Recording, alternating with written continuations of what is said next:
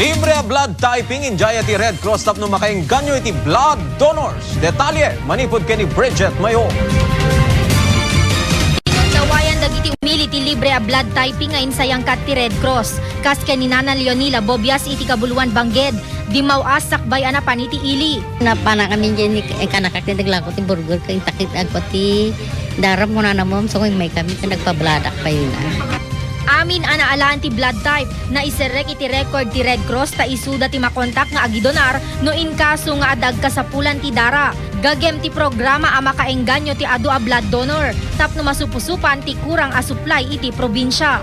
No mabalbalin kada ito'y nga ganwat, ma-encourage tayo dagiti community ito'y abra. Nagitinulong met tinaduma-duma nga ahensya tapno makaawis ti adu a blood donor kasi ti kameng ti 41st Infantry Battalion.